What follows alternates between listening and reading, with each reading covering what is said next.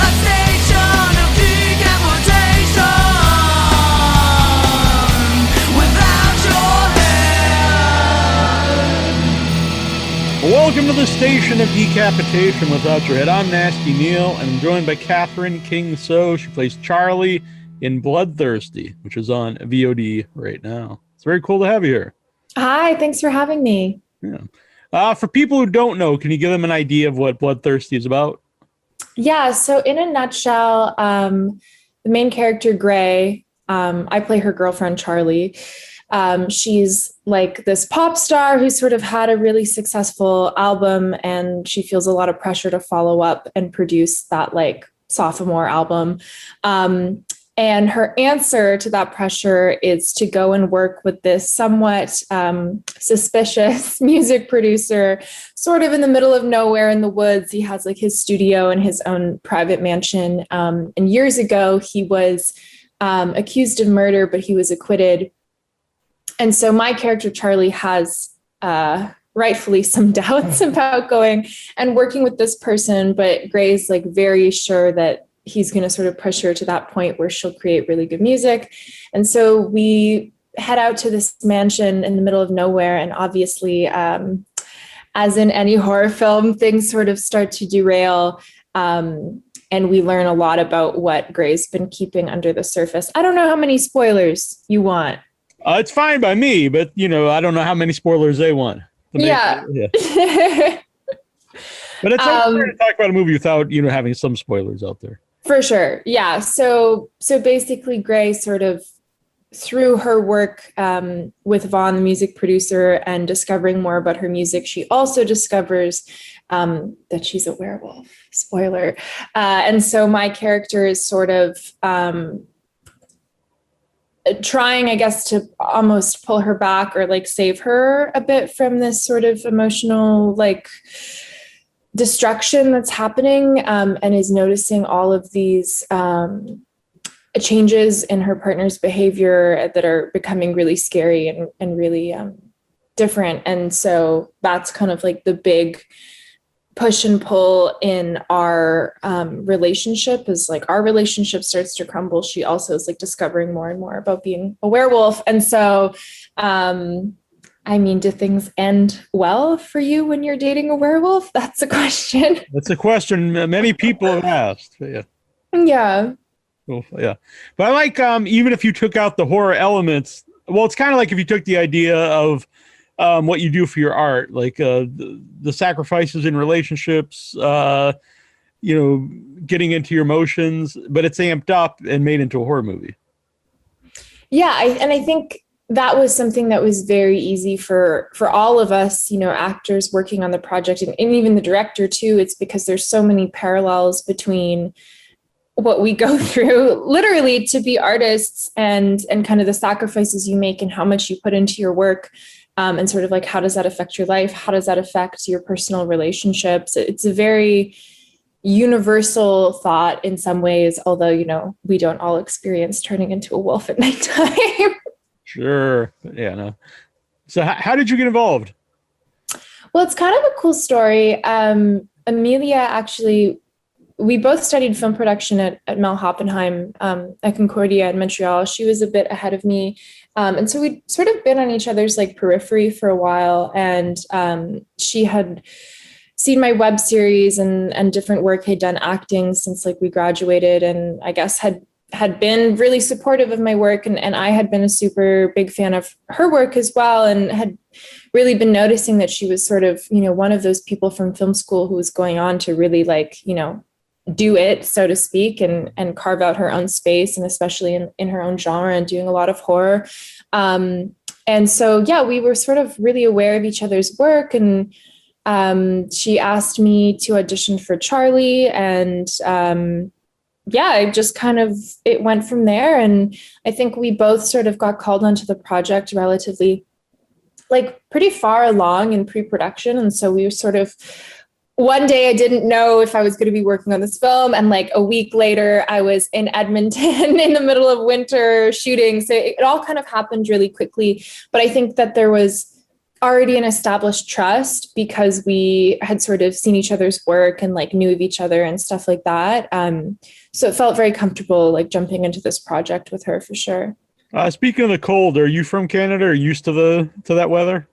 Okay, well, I'm from Vancouver. Mhm. So I grew up like the first 17, 18 years of my life, used to rain, but not really used to cold. Then I moved to Montreal. So that is like 8 months of winter a year. But you know what? I don't think I ever fully got used to it. Like I am not a winter person.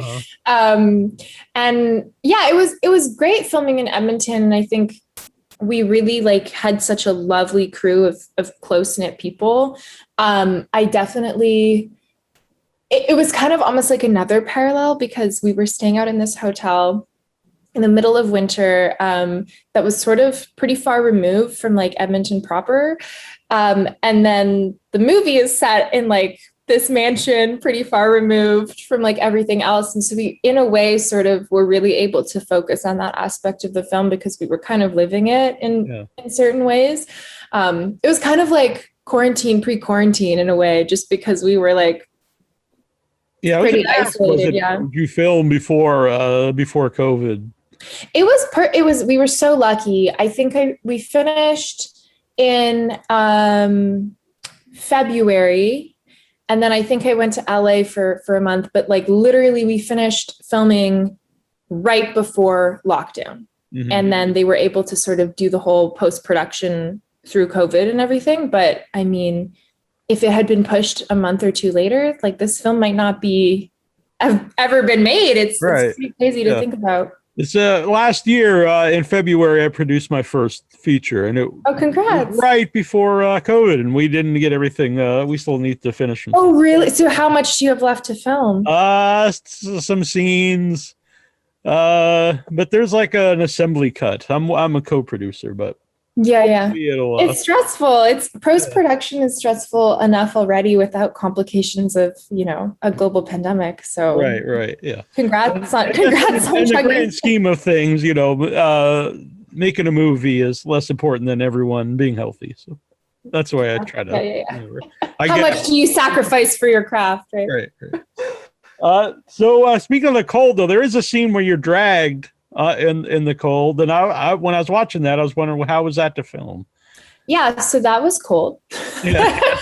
We did film. I mean, actually, I was lucky because I didn't have as many outdoor night shoots as Lauren did. Like, she really was out there in those little pajamas, like in the snow for quite a few shoots. We managed to film that whole scene where I'm being dragged and in the car and all of that stuff, like in one night. So it was a pretty rough night, not gonna lie.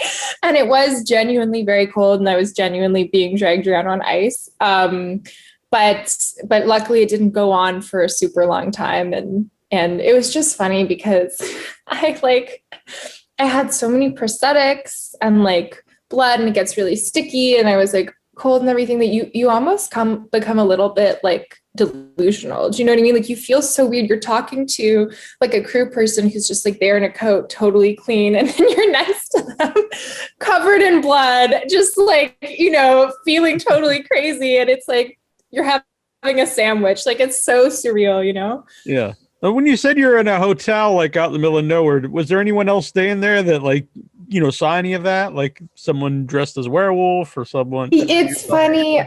So Lauren and Greg and I and Amelia all stayed in the same hotel. And there was one night where Greg came back into the lobby in like a pink bathrobe just to like stay warm and just covered in set blood. And apparently I wasn't there at the time, but apparently the like lobby people were like had quite a moment where they're like, holy crap. I think they knew that we were filming a movie, so they didn't like call the police, but definitely like imagine like 4 a.m, this man comes in covered in blood, like smiling in a pink bathrobe. Like it's really pretty funny. Yeah, I think the pink bathrobe adds to it. Yeah, it's that little cherry on top. Yeah. Right. The director, Amelia Moses, we had on last year, and had you known her previously? Yeah, so Amelia's the one who Oh, was okay. I in thought you my meant Lauren. in the film program before me, and yeah, we knew each other. I mean, we definitely know each other even better now, having worked together. But yeah, the film was also a great opportunity to meet a lot of people. Like I met Lauren and Greg and amazing members in the crew that are going to be like lifelong friends now. And I think that's kind of a beautiful thing about working on an indie film too. Like, because I've been on sets where it's like for Netflix or whatever, where there's literally hundreds and hundreds of people. And when you're on something that's more like a tight-knit crew, you get to bond and create these like really great memories with people and get to know them on such a great level. So like that's really special, I think, about working on like indie features like this. And you really feel like part of this whole journey that like the film is going on, instead of maybe like one cog in this great big machine, Right. you know? Yeah. I mentioned a movie last year that I produced, but before that was I was in my first feature in December of 2019, and that's where I met my co-host Trista, where she was the star, and I just had a bit part. But Nice. it was small cast, and stayed in touch with everybody since. Yeah, and those are like bonds that I feel really grow, and then you find other like projects to work on together in the future, and it's just like very nice, really nice connections. And I think, I mean, that's obviously something that I think we're all missing now in COVID is like, Yeah. those happenstance connections you make with people in real life. And I can't wait to like kind of get back to that, because even, filming on set now, it's good, but there is more of a distance. It's like you're there in your PPE and your mask and your shield, and it's like almost rude now to get super close to someone, and you can't just like go up to people and give them hugs. Like you really have to sort of weigh like, what is the social dynamic here? Because safety is like, Mm-hmm.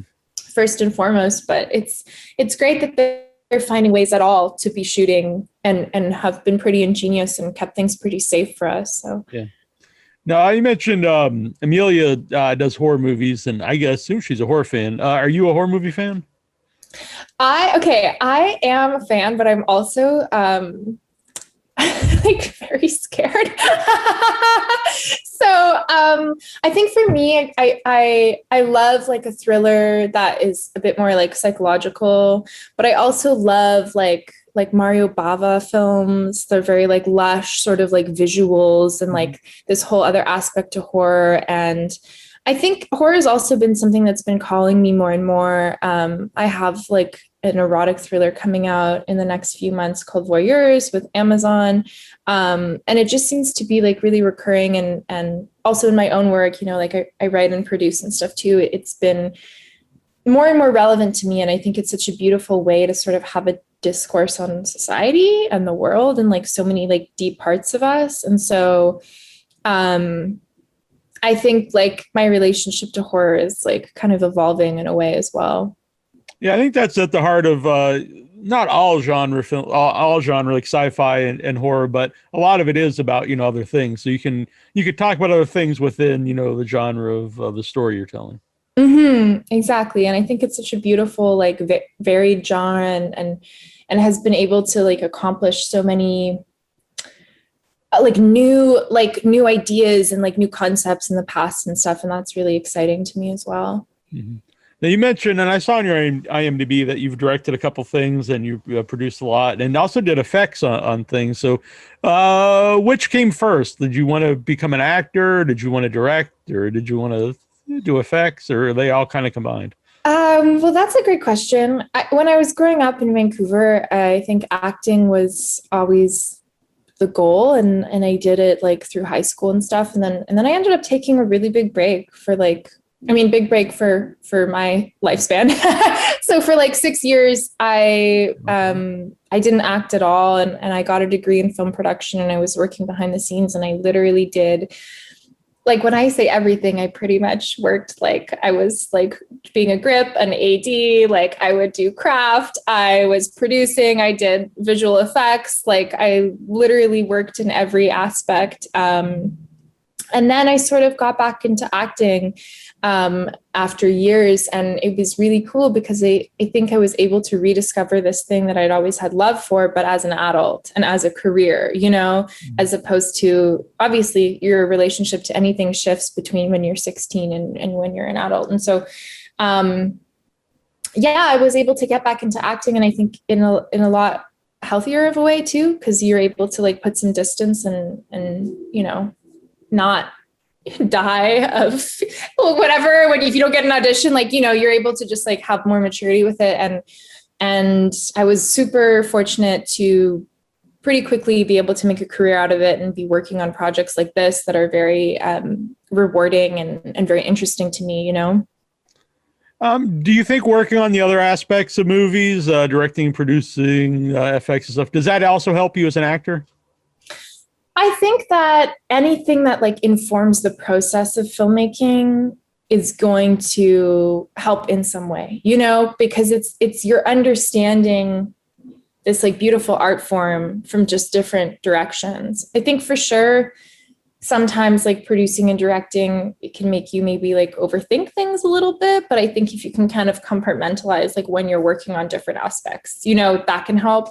But I think anything that's sort of, it's so beautiful to be able to literally see how film works from like the conception and the idea and the writing through to like the pre-production and the post, like all of those things, to understand that process is amazing. And I also think you realize as an actor how not small of a part, but how there are so many other aspects of a film that are there that are not just about you. And I think that takes some of the pressure away about being so maybe like difficult on yourself or whatever. A lot of actors really pick themselves apart and they are just like one piece of this big puzzle, I think understanding that helps a lot as well. And then I think now I'm working on a project that I'm writing right now and like pitching to different networks, that it's kind of like this culmination of acting and producing and like seeing things from both sides, which is really cool. And I don't think I would have been able to make that had I not had both of those experiences, Yeah. Can you talk about that at all? Or if you're just pitching it, you probably can't. But. Yeah, I don't know how much I want to say, but it's actually like a comedy horror, which I think is really awesome. And I love comedy and also like my relationship to horror. So it's like this fun kind of way. I like a satire of the industry in a way. Okay. That sounds good. Yeah. Yeah. We can talk about it in a year on the podcast. We'll remember. But just quick, because was that going to be a series, you said?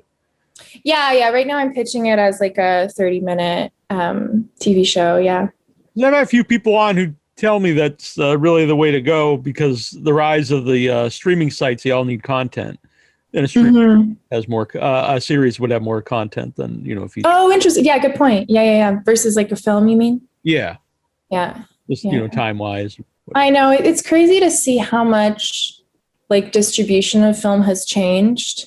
And especially in COVID, it's like even all these film festivals that either been part of or been watching or whatever, it's like that experience is so different now. We're just doing it online and you're streaming it from home versus you used to go in and have like a, soiree and meet all the filmmakers. That's probably the biggest thing I miss of the film festivals. That's not involved in doing anything. I went as press, and then, you meet people and, you get along, and then they ask you to do something and, things work out. Yeah, it's like those organic moments and like relationships that happen. And it's so interesting. I listened to a podcast recently about how one of the biggest things that makes humans happy, like the biggest factor in human happiness, is those like small, unplanned moments with like strangers or near strangers where you just kind of have a genuine connection.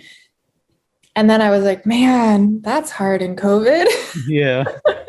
Where we're literally doing everything, to prevent that happening. But yeah, I really hope that eventually we can kind of have that film festival experience again, because I agree. It's like this year, Bloodthirsty went to so many festivals and other projects that I have like would have, had all these events. And instead of that, it's like, sometimes we Zoom, and it's very different. Yeah, I didn't even know what Zoom was before the pandemic. I don't think I did either. Yeah, I think we all there was a very fast learning curve for Zoom. Yeah. Before that, our podcast was just audio, and then we started using the Zoom. But nice. So for the festivals that did play Bloodthirsty, were they all virtual? Yeah. Everything, like, I actually haven't seen the film yet in a theater, which is crazy. Okay. I thought you meant you were going to say you haven't seen the film yet. But okay. Yeah, no, I've seen the film, but always it's like for the very first at Fantastic Fest, it was first seen in the States, and so Lauren and I were both in Toronto at the time, and it was COVID, so we sort of had like a distance screening where we like rented a projector and had some friends over at like 2 meters in the backyard. And that's great, but definitely if you think about film, it's like the sound and the visuals are going to be different on an outdoor projector and speaker than if you were to be in a theater. And I would love one day to have the experience of seeing and hearing, because the soundtrack and the mixing is such a huge part of the film too, like what that would feel like in a theater versus like, at home. Yeah. Yeah, I mean, that's something that I always get sad or mad, like when I see on social media people saying, "Oh, I hate the theater," or the theater, they don't care about going back to the theater. But to me, there's no better way to watch a movie. It's there, you can't escape from it. It's especially the sound, and I think sound is such an underappreciated aspect of film as well. And it's like it's very hard to replicate like that mixing and that at home, unless you have like a surround sound, but like most people don't, they're just watching on their laptop, and it's like very, very different. So I definitely miss that. I think I went to see like maybe one movie in COVID, because there's been a few brief times where theaters have opened. I saw The Nest. I don't know if you saw that film. No. Yeah, my brother and I went to see one movie. We saw Willys Wonderland with Nicolas Cage. Oh, I haven't seen it yet. You might be interested in The Nest, actually, because what I thought was very interesting about it is that it was billed as a thriller. Mm-hmm. I don't know if I agree that it is a thriller, but it played with some, I guess, the expectations of scares, or the expectations of like what you go into a thriller expecting. And then it, I don't know, it was more about like family dynamics, but I'd be super interested in what you think about it, because it was kind of one of those movies that I think was almost between genre a little bit. Okay. That's what I always like about the festivals, is there's a lot of movies that don't fit in any genre. Mm-hmm, mm-hmm. My local one, Boston Underground Film Festival, and it's just a lot of weird movies that don't necessarily fit anywhere, but that's what I like about them. And I don't just watch horror movies either. So. Yeah. Well, I guess you have to talk about them more, but you can enjoy anything. I just like in general. You gotta be in love with movies, I think, to work in any part of this industry. You know what I mean? Whether it's reviewing or making or whatever, it's like you really have to have so much love, because it is a hard industry, I think, just because it's not like a consistent 9 to 5. I think everyone working in it is doing it because we have so much love and passion, and so you put up with some pretty crazy stuff sometimes. Mm-hmm. Yeah. It was funny you mentioned sound, because in my notes, the first note I wrote was the beginning sound you hear when it's like a gnawing sound of someone being or something being eaten, which is really effective. And I could imagine that in the theater being very effective. Yeah, I would love to experience the beginning in a theater, because that's actually a lot of people have. One of the first things they mentioned to me is like their reaction, like a very visceral reaction to those first moments. Mm-hmm. So yeah, I would love to experience that like in a theater. That'd be great. Plus the movie has a lot of music in. Yeah. And the music, I mean, it was like original music by Lowell. And actually we got 2 Canadian Screen Award nominations for like the music and the mixing in the movie, and it's such a huge part of it. And I know there was one festival that we played at where they just had to compress, I guess, all of the sound because that's however it was being distributed or streamed or whatever. But I think we were all like, oh my God, you can't even hear so many elements of what's in the mix, Yeah, that's too bad, but yeah.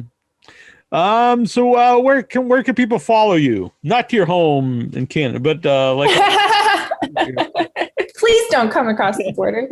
I mean, I guess you can find me on Instagram. My handle is king__Katharine. And I have a website as well, which is katharineKingso.com. And yeah, like a bunch of stuff sort of coming out in the next couple months. Voyeurs is coming out on Amazon. I was in a Netflix show called Jupiter's Legacy, and I'm filming season 2 of Transplant right now, which also aired in the States.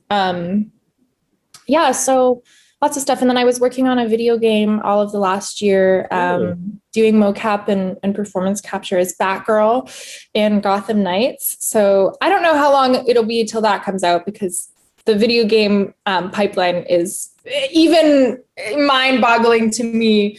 But yeah, lots of stuff kind of coming What's down. that experience like doing for the video game? I mean, it's super fun. I think the best way to describe it is maybe like a combination of film acting and theater, because it's like very physical, but also it's like grounded in natural moments, if that makes sense. And it's cool because it's a very different process than any other kind of acting, and you really learn like the specificity of that. But you get to do really fun stuff, and it's like one moment you'll be fighting monsters, and the next moment you'll be having a really like personal one-on-one conversation. Like, you know, it's very fantastical, I guess. Yeah, that sounds very fun. Well, very cool. Bloodthirsty's on video on demand right now. In the States, Apple TV, Amazon, Fandango Now, Google Play, Vudu, Comcast, DirecTV, Verizon Fios, Spectrum, and anywhere you can rent and buy movies. Well, there you go. Very good. Very good. This is very fun to talk with you, and I look forward to your future projects. Thank you so much. Thanks for having me. And have a good rest of the day. Stay You too. warm. Thanks. Stay safe.